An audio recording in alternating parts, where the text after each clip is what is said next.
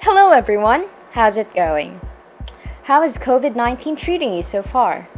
Anyways, I hope you're doing okay. My name is Teacher Kiana, and I will be explaining to you what telehealth or teletherapy entails and how this can benefit you and your child. Okay, so let's begin! Ano ba itong teletherapy? Bakit biglang may ganitong offer sa mga center namin? First, madami kayong maririnig na other names pertaining to teletherapy, including telehealth, telerehabilitation, telepractice, telecare, and teleoccupational therapy. However, according to the American Occupational Therapy Association, telehealth is the application of evaluative, consultative, preventive, and therapeutic services given through ICT. And another difference between the in-person service delivery is the pagkakaiba ng location ng kid or client versus the therapist. Now, telehealth can be either a synchronous or a mixture of both. In a synchronous, the service is not provided in real time. Videos, photographs, and other electronic means can be stored by the therapist and be sent to you to be viewed at a different time. Synchronous naman pertains to when you and your provider are sabay in conducting the session. Example is when nagvi-video call kayo. Pero pwede din yung audio call, especially kung insufficient ang internet connection or kung nagka-problem during the video call or if one of you lost internet connection. Next, we have the models where we could utilize telehealth. Firstly, intensive, such as providing constraint-induced movement therapy to stroke clients, for example. Second is frequently, which is providing care every week or after 2 weeks. We could also give services monthly or on a consultation basis, which depends kung kailan niya gusto. Lastly, group, which is not plausible via telehealth.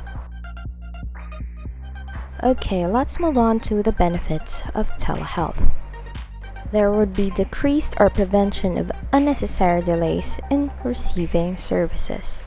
A number of clients even perform better without having to directly receive services. Moreover, interventions can be provided without concern of passing LSS between the clinician and the client. Now let's discuss the constraints. It would be difficult to perform some manual therapies or therapeutic touch. This includes laying the therapist's hands on the client, though positioning with caregivers can be done at home. Self-care activities such as bathing, toileting, even some dressing activities cannot be performed lalo na pag naka-video conference. Availability of materials, space at home, knowing whether the parents or caregivers are willing to buy materials needed to commence different activities. Moving on to how can you know if your child is fit to receive telehealth? Una, dahil iba-iba yung mga skills, performance, at environment ng clients, not everyone is suitable for telehealth. Since candidacy is determined by your therapist. Here are the basic requirements that you would need.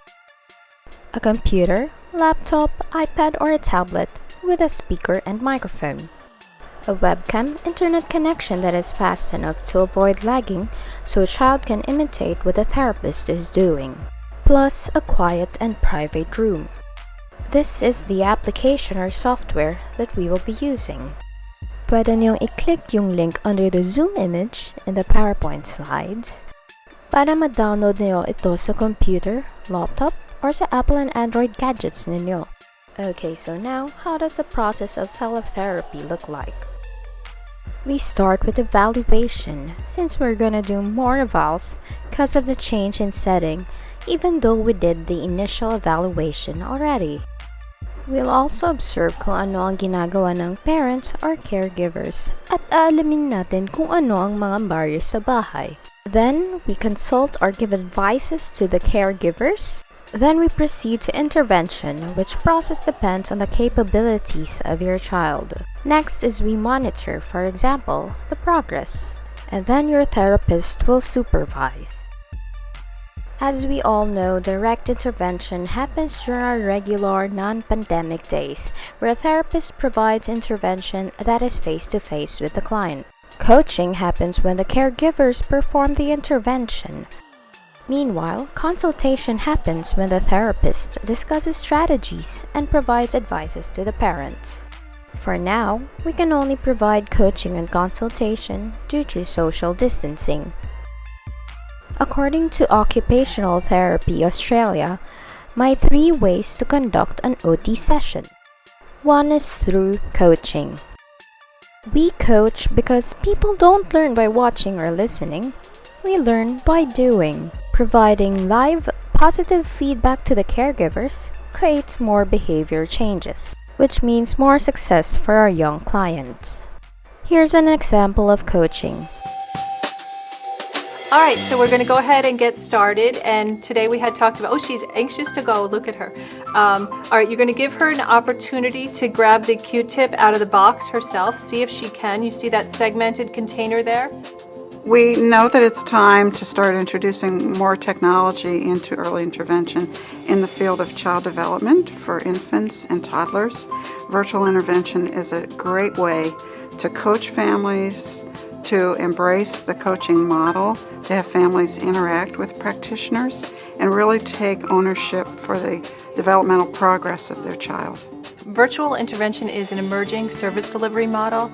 Basically what it involves is using computers at 2 different locations. Computers have the webcams attached, and we go over a secure internet connection. So she's going to hold it steady and manipulate with the other hand. We're providing services from a distance. So it can be distance, OT, PT, speech, developmental sessions. And really we're working with the therapist on one side and then the parent and the child on the other, at the other location. Good, McCann. More water. More. Right, so while you're working on her fine motor skills, of course you're going to be reinforcing everything. All of her language. In one of my OT journals, I came across an article about virtual early intervention services, and that's really how we got the idea at Sunny Days. And we decided to take it to a whole nother level and try to do home-to-home early intervention services. So that's really what we're doing. We're offering a way for the therapists to be at their home and for the families to be at their home. Another way to implement a telehealth session is through one-on-one therapy with the child. Pero this depends on a lot of factors. For instance, kaya ba ni kid mag-attend on-screen with a therapist? Kaya ba niya mag-imitate? Kaya ba niya sumunod ng instructions? And etc. as it will be up to your service provider's clinical judgment kung fit ba si kid sa ganitong way. Here, watch these examples.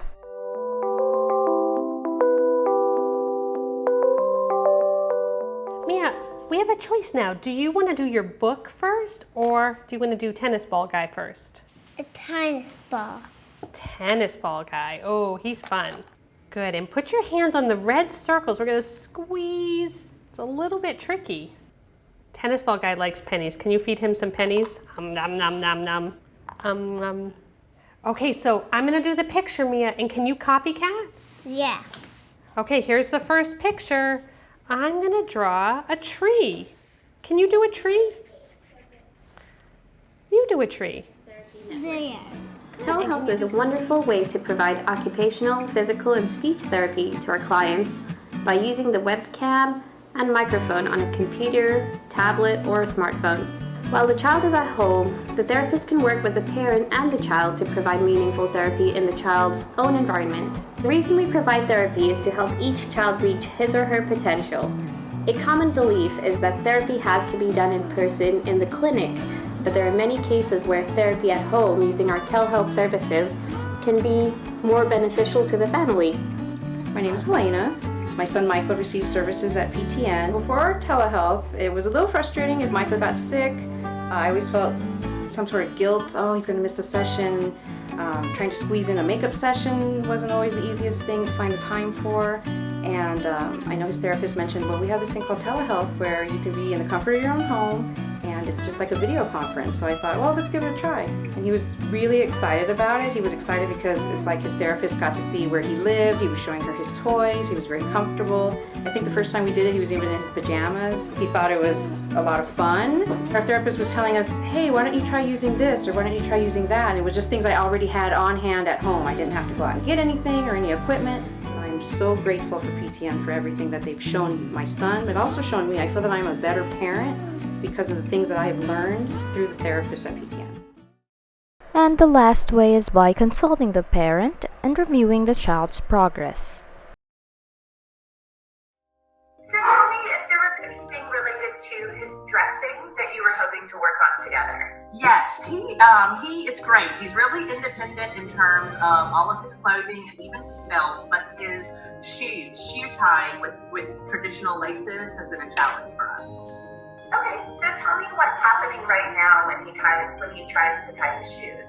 So he has trouble kind of knowing, which goes on top, which goes on bottom, how to spin them together, and so we've pretty much gone to bungees in his shoes and have just avoided laces altogether. Alrighty, I hope those gave you an overview on what to expect in your future sessions. And if you'd like to watch more about these, click the PowerPoint link attached in the description below and look for slide numbers 36 and 37. Okay, so telehealth has also been studied for years, and here are the evidences supporting it. The alignment of telehealth with the triple aim of healthcare will be an integral component of evolving practice. It was found that telehealth revealed a constantly high patient satisfaction, where some even preferred video conference over face-to-face. It also improves access, facilitates care coordination, and chronic disease management. It analyzes client factors, performance skills and patterns, environments, activity demands that affect health and engagement in occupations. There is also improved access to care in the home versus in a more costly institutional environment. Researchers in OT using telehealth showed similar outcomes when compared with in-person services. And because OT is geared to work at the right care, in the right time, at the right place, telehealth may lead to improved efficiencies. So, telehealth has been being studied for years, and here are some articles which you can click and view in the PowerPoint slides link in the description below. Or copy and paste this link on your web browser after this presentation is over. Okay, here's a news video whereby telehealth OT has made a big difference in one family. Health professionals have faced a lot of challenges to continue serving patients, but they're not giving up on their efforts. Mayo Clinic Health System is now providing telehealth occupational therapy. It's to make sure patients can continue to practice and improve on their skills while staying at home, and it helps maintain daily routines while connecting with their therapists. One local mom says she hopes it becomes a standard service. Now let's compare your usual face-to-face delivered services versus telehealth in the aspects of research.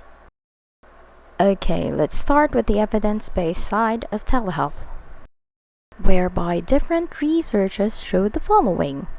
1. Interventions supported participations in different ADLs. 2. OT evaluations were conducted using different assessment tools, and specific assessments for home, wheelchair, and mobility were done. On the other hand, studies showed comparable outcomes between the face-to-face and telehealth sessions. 1. Pediatric diagnostic evaluations were conducted by different professionals. 2. Both models were able to provide adaptive equipment and environmental modifications. 3. Systematic reviews were conducted in both instances. Okay, let's now run through the different services given in telehealth, starting with teleevaluation. First things up, intervention can be performed without the need to be seen in person by the practitioner. But your therapist may tell you that a face-to-face evaluation is more suitable for the child, or a hybrid evaluation which consists of both telehealth and in-person may be needed. Moving on, here are the researchers supporting telehealth consultation. A research by Wakeford supports telehealth in improving play in children with special needs. Next up, we have telehealth intervention. providing interventions through telehealth have also been studied by the researchers on the right side of your screen. Moving on to telemonitoring.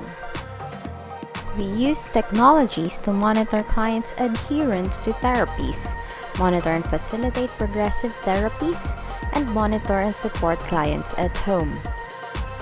Now that we've covered everything you need to know about telehealth, I'll be sharing some things which may help your child understand the situation. Starting with this concern after the pandemic is over. Children with autism may have a high chance of not wanting to leave their homes after this is over. They became so set in a routine at home that it became difficult for it to be broken. And in order to keep this from happening, you have to keep them physically and socially active, such as providing gross motor activities and letting them take a walk outside to receive some sunlight. Furthermore, here are some videos na pwede niyong ipanood sa mga kids ninyo para maintindihan naman nila kung bakit sila stuck at home. Time to come in, Bear.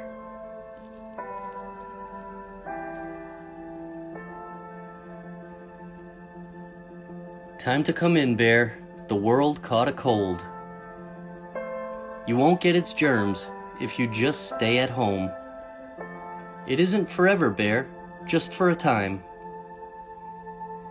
There's still fun to have, here with me, while inside. We'll climb pillow mountains, build towers sky high. I'll show you a dance. You can teach me to fly. Here's another video which older kids could appreciate. Nothing like an early morning jog. Phew. What? Oh, stop it. Dear Tim and Moby, I've been hearing lots of scary stuff in the news about the coronavirus. Can you tell me more about it, please? Thanks, Khalil. Sure thing, Khalil. Viruses are tiny particles that can invade living cells. There are millions of varieties with different behaviors, shapes, and structures. Coronaviruses are one group, named for their crown-shaped outline. We could also teach proper hand washing through these songs. You and your child may watch these by visiting my PowerPoint slides link once again in the link below. Now before I end this, here are some things that could probably help you, parents and caregivers, cope with this situation.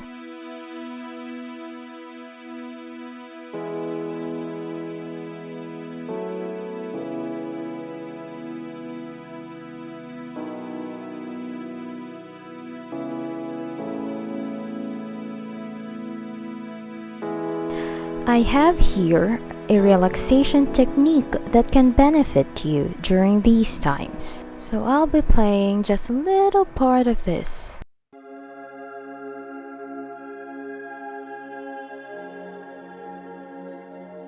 Autogenic Training, Beginners, Exercise 1. Relaxation, breathing, and the heaviness exercise for arms and legs.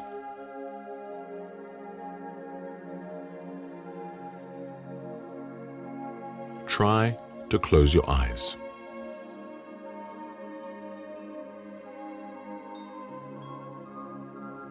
We apperceive our entire body.